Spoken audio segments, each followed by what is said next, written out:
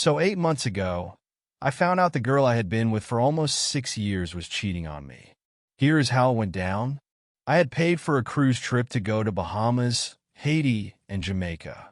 I really needed this vacation because I didn't get to go on a Christmas break. I had traveled across states for her winter graduation that Christmas.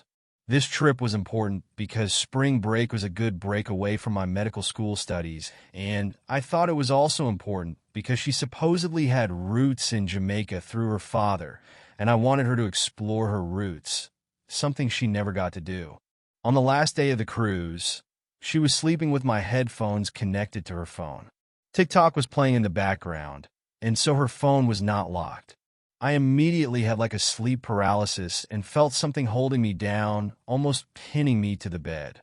I heard a voice simply say, "I'm going to release you, and when I do, you just go straight to her photos." Soon as I was released, I went straight to her photos, and all I saw were multiple sex videos with another man over the span of 6 months, LMAO. Of course, she cried and begged and pleaded not to leave her. She even suggested moving to the state where I was, even though she had turned down that offer when I suggested it to her, citing that she would be unhappy. I was willing to work and go to school and take on the rent and split utilities with her, and all she had to do was seek therapy for her mental health struggles, all in the name of love, LMAO. Mind you, during this time, she was also living in my mom's house, because her own mother had kicked her out while I was studying for medical school entrance exams. When she moved in, she actually emotionally cheated on me during COVID season, and I briefly told her to move out, and we reconciled 2 months later, and soon after that I actually got into medical school and had to leave my home state.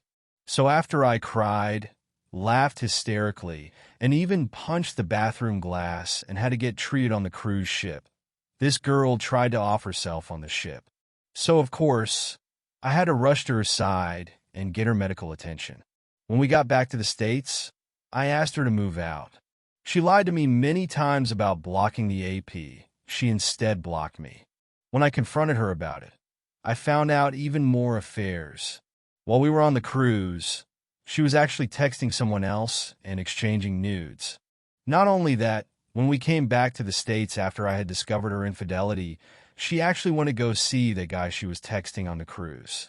2 weeks after that, she actually went on a date with such person after I had expressed my suicidal thoughts to her, and she told me that she is so sad that she was going to go drink, but now she went on a date, El Mayo, and made me feel bad for it. I remember how I went to her graduation. Oh yeah, the very next day, she said she had to go take care of her little sister and left me that night. Come to find out, she actually went to a hotel with the affair partner. Oh, BTW, the affair partner is an abusive drug dealer with multiple baby mamas. Also, during the time when she was cheating, I knew something was off. When I would go back home to visit, which I did regularly, because she couldn't drive across states, sex was more infrequent. During dates, it would seem like she wasn't present. She will lie about silly things. Speaking of lying, LMAO, I found out she booked a hotel, and when I asked her about it, she claimed it was for her and her friends, when in actuality, it was for her and her man, LMAO, and on top of that, she was borrowing money from me. So essentially, I was paying for her and her man's accommodations to get their freak on. When I expressed how her lies did not foster trust, especially after she had emotionally cheated on me, she spun it. When I expressed how her financial instability was unbecoming, especially since she worked and wasn't paying any bills at my mom's house, she spun it.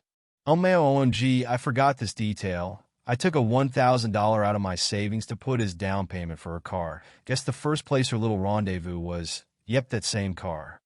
I broke down so many times about her late night outings. How come she never came to see me despite me always driving there to see her?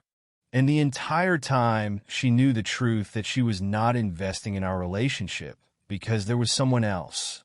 Meanwhile, I was doing therapy to better communicate my needs and wants. I was working while in med school to support her so she can finish school so I can pay for therapy for me and her. Not saying I was a saint, but I did the best I could on my end and was always willing to work on my shortcomings. Oh, craziest part. On my trip back to my school campus, she told me she aborted our baby, and she never told me she was pregnant. Lessons learned. When someone cheats, know they will cheat again. The decision is in your court to decide to leave or not to leave. Never put in too much when you are getting so little in return. When you sense something is off, it more than likely is. Cheating happens to a lot of people. Pick yourself up and know there's a light at the end. 8 months ago, I was suicidal. Today, I am in a better place prepping for my first board exams.